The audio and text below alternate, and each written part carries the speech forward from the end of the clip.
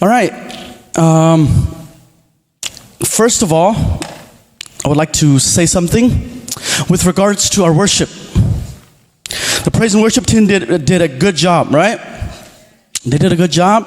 But we as worshipers, we're lacking. Yeah?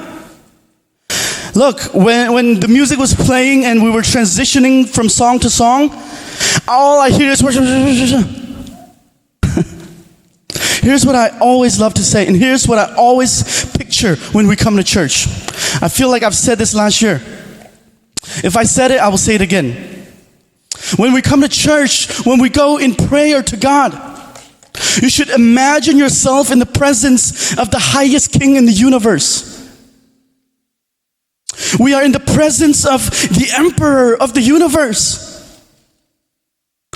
And we need to have this sense of respect towards him. We need to come to him with reverence, with this gentleness, this lowliness. We need to approach the throne in that way. You're not here to meet me. Amen? You do not come here, I hope, to hear me speak.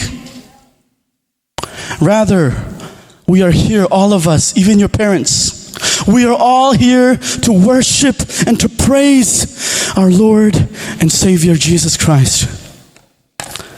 And therefore, when you come to him, we need to show reverence. Amen? And second of all, please no talking. Okay, no talking, because me, I get distracted so easily, right? And here I can see all of what you guys are doing. Like the secret text that you guys sent, I see that too. So please help me out by paying attention, yeah? All right. So what I want to talk about tonight is this: a religion without God.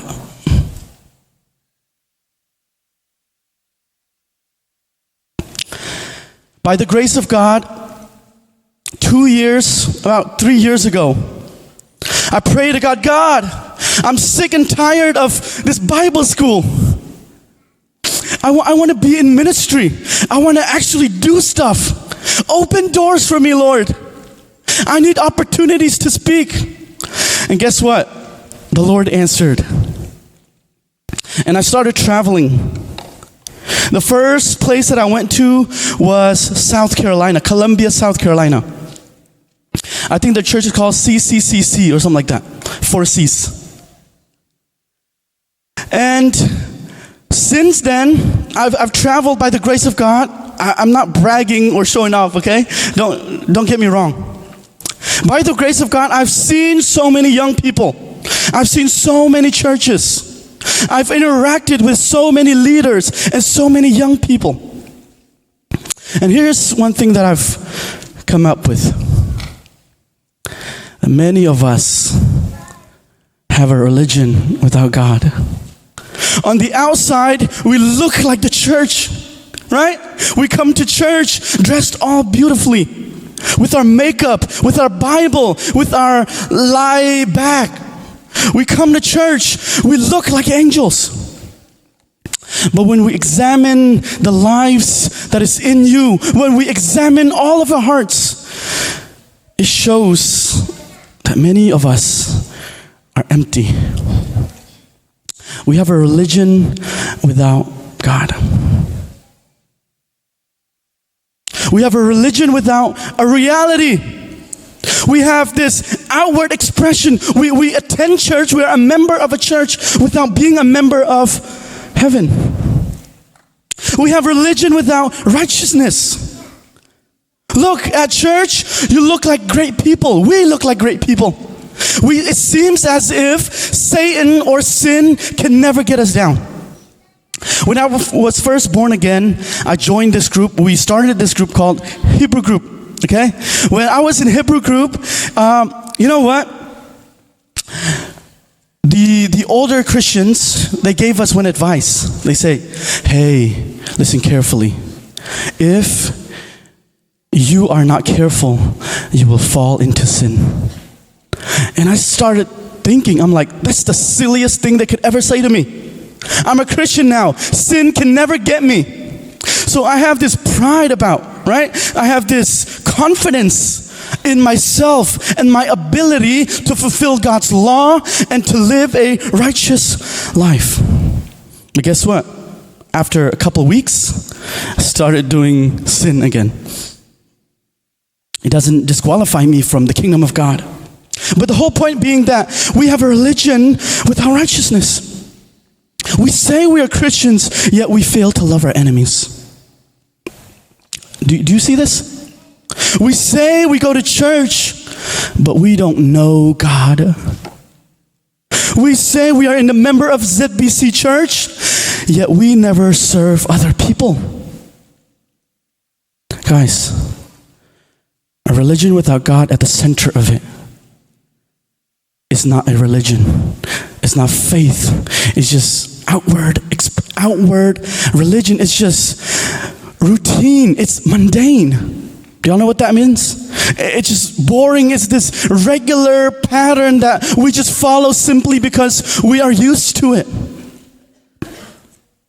And according to the Bible, it says that a religion without God, number one, is foolish. I see many fools in here tonight. Amen? So many of us are foolish because we say we're Christians, yet we don't have God. Look, hear me out, guys. If you are not a Christian, why would you come here? Wasting your Thursday night. Why would you come to church in your spring break? Why don't you just go on vacation? Do you see my point? Unless God is at the center of it, what we do today, this whole week, it's foolish. It's dumb. It's a dumb thing to do. It's dumb to come to church. It's dumb to pray. If we don't have God, it's the dumbest thing that we can ever do. Number two, it's faithlessness. Without faith, we cannot know God, says the Bible. In order to know God, you must have faith. And a lot of us in here tonight are faithless. Last but not least, not the last of my sermon, okay? It's the last of my introduction, yeah? Last but not least, it's futile. It's foolish again? It's going to be futile, okay? It's useless. It's a useless thing. It's a useless endeavor. You don't, so a lot of us, right? For example, myself, when I was in Minot, I served in the Minot leadership. I served in choir. And first, you know what I can see? That a lot of us, we serve in the church so that we would gain something out of it. We serve in the church because we want to be recognized. We serve in the praise and worship team because we want to be seen by other people. That's useless. That's futile. To be known up here by other people is useless. Okay. So many of us have a religion without God at the center of it. And here's what the Bible says, that there are three things that we are without if we don't know Christ, if God is not at the center of it. Can we all read, can you all see that? 2 Timothy chapter 3, verse 5. 3, 2, 1, go. Having a form.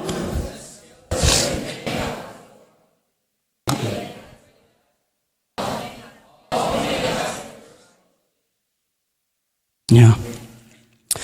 2 Timothy chapter 3, verse 5 says, they have the form of religion. You look like you're saved. You look like you belong in heaven. But it says that it's the look only. You're basically a skeleton with no substance, no meat in it. And so the Bible says all may have a relationship with Jesus. What God wants is for you and for me to have a relationship with Him. right? And so in order to have a correct religion, right? Today we talked about religion for a little bit. In order to have a correct religion, a religion with God at the center of it, first of all, you must have Christ. Amen? Do you have Christ tonight? Is Christ living in you? Do you see this? Christ must be alive in you. You must have Christ. Unless you have Christ, then all you are doing is looking like other religions. Without Christ, it is faithless. Let's read that from here. When ready, set, go.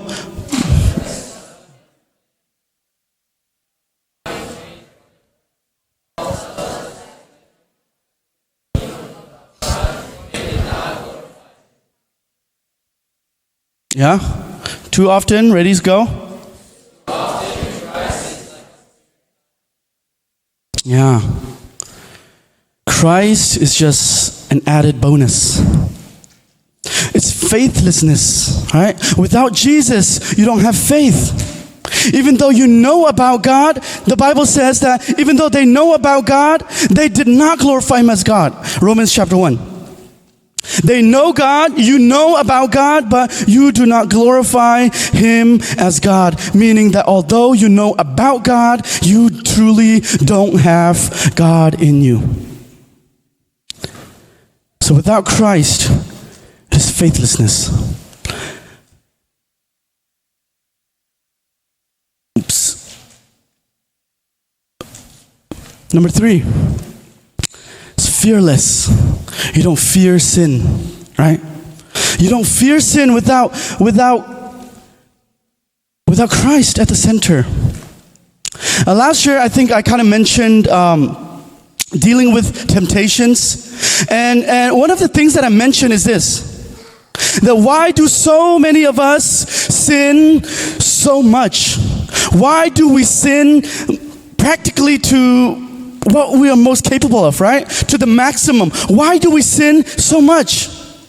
It is because we do not have Christ. You see this? So going back to the first one, it says, without a religion, without God, it's just a thing that looks beautiful that has no substance in it.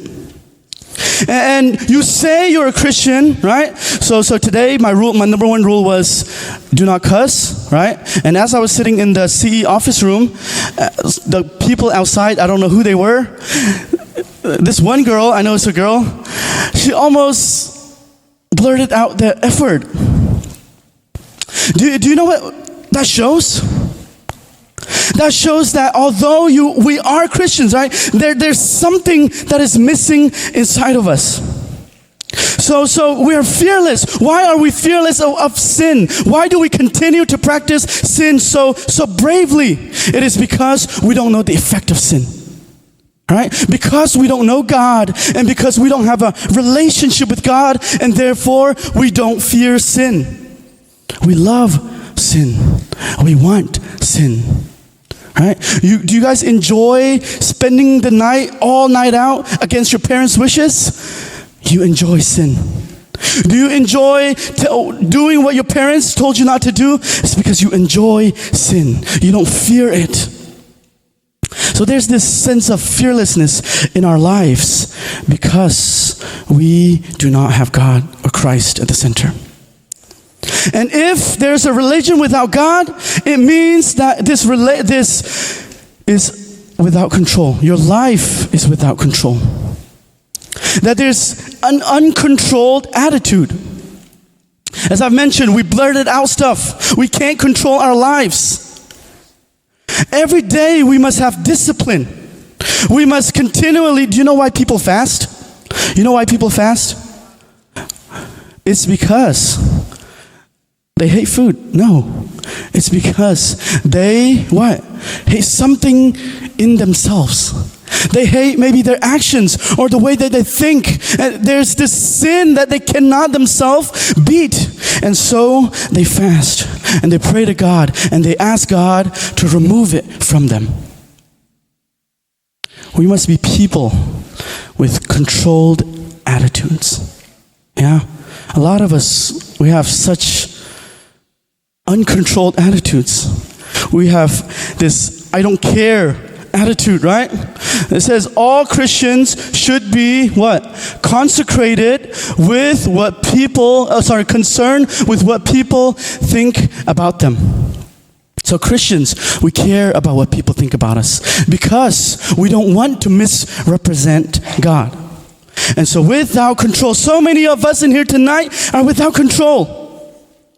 Your parents tell you to do something, you tell them off. You scream at them, you fight them. I used to be like that. All right? It's uncontrolled attitude. Number 2 says uncontrolled actions. So without God at the center of our religion, we have an uncontrolled actions. As Christians, we must be good examples. We must be good examples. Our actions should be beautiful. It should be kindness towards other people, right? So as Christians, if we truly have God in our lives, then we have controlled action. Yeah, your friend slaps you, you want to slap them back, you control it. Right? That's what Christianity is about. The Bible says that we are ambassadors. Right? We are the epistles, the letters of God. I saw a post once that says that you may be your life may be the only Bible that unbelievers read. All right? Our lives, we are supposed to embody this Christianity, this Christ-like character, Christ-like action. That we are representing God and we're supposed to represent Him beautifully. You know how you hear about stories about gang activity, yeah? You hear about shooting. And when you hear about shooting, you start to ask questions, right? Right? What village is he from? And it goes back to that village. And in the same way, your life, you're representing in the same way that you are representing your parents and your kwa, same way you're representing God. We are supposed to have controlled actions. Most importantly, we need to have controlled affections. People without God have uncontrolled affections. Who here knows what affection means? Affection is what your heart wants. Yeah, the desire of your hearts. The Bible says that we are supposed to have controlled affection. We're supposed to be loving people, loving places. Some people love people, they love people, places, and pleasure and practices of the world more than they love God. Christianity is this. If you love God, if you love Christ, you must hate what? Sin and the world and yourselves. Right? So you must hate the world. You must be an enemy of the world. The Bible says that we are not of the world. And so the world hates us. And every day it's a struggle with ourselves, with the world, and with Satan. And we are supposed to control our affections. Yeah, who here loves food, right? We love food. You control what you eat, right? A person who doesn't control what they eat, maybe someone like me, they gain weight, right? And they start to have diabetes, and they start to have health issues, high blood pressure, and etc. Why? Because they have uncontrolled appetites. In the same way, if you don't control your affections, what your heart wants as a Christians, then you will not be healthy Christians. Okay. 4th, uncontrolled towards authorities. Yeah. I'm going to skip this one because I don't have much time, I don't think. And so going back, right? Going back. A religion without God is without Christ. So you have a religion without God in it if you don't have Christ. Right? And if you have a religion without God, you don't have control. Right? You don't have Christ, number one, and you don't have control, number two. And last but not least, it's without consecration. It's holiness is missing in our lives. Can we all read that together, please? First, 2 Timothy 3, 2, 1, go.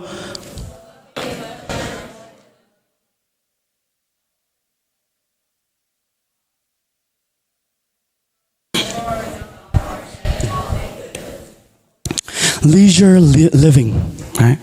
Without consecration, you live leisurely. You do whatever you want, whenever you feel like it, and however you want, with whomever you want to do it with.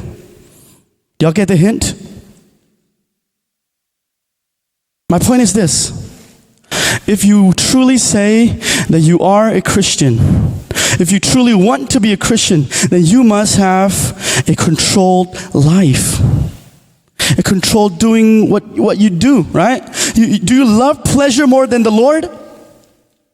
Do you love to enjoy your video games more than God? Then you are without consecration. Then you have a religion without Christ in it. Second, loose living. Loose living, right? Luke chapter 12 verse 19 says, they ate, they drank, and they were merry. Many will say when Christ returns again, they will eat. Christ is almost returning, right? Or in the times of Noah, Noah warned them, right? The rain is coming. Build an ark. And they didn't want to listen to him. But the Bible says that they ate, they drank, and they do whatever they want to do. It's a loose living. All right, it's a warning for us. If we truly want to be faithful servants, then we must have controlled lives. Third, it's a loveless living. There's no love for God, no love for others, and no love even for the nation. So a Christian, to sum it all up, okay, are y'all listening? Good. A Christian, to sum it all up, is a person who has Christ at the center of it.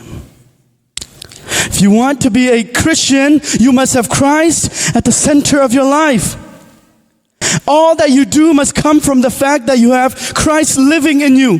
He is alive and breathing and empowering you to do good things unto others. You must have Christ. Number two, you must have control. You must control what you watch on social media, or how long you stay on social media. I told you all last year, right? That there was this one girl who was on social media for about 13, 14 hours a day. Are you all like that? That's uncontrolled living. Just doing whatever you want to do, whenever you feel like it, however long you want to do it.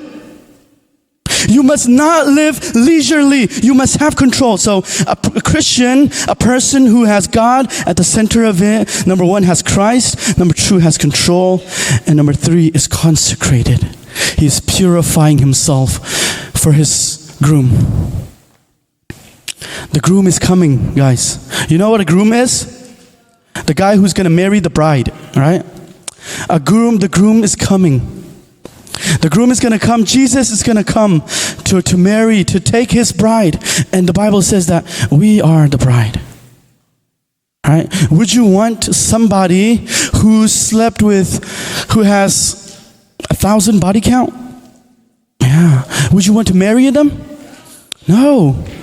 The same way, look, all of your sins are practically like a body count, right? To God, it is filth. For us, it also must be filth. It must be viewed. We must see it for what it truly is. So many of the world, they sugarcoat Christianity. or they sugarcoat the sin. Right? They sugarcoat sin. They think they would paint a beautiful picture of what sin is and paint it to be what it truly is not. In reality, it is damning, right? It's killing us, destroying our lives. Yet to the world, it's a loving thing. God has been taken out of religion, right? Today, here at our church, for a lot of us, God has been taken out of religion. God is not in here or in this pulpit. He is in you. And He must be alive. Because He's alive, right? If you truly have God, then He will empower you. Let's read that together. That's the last one. 3, 2, 1, go.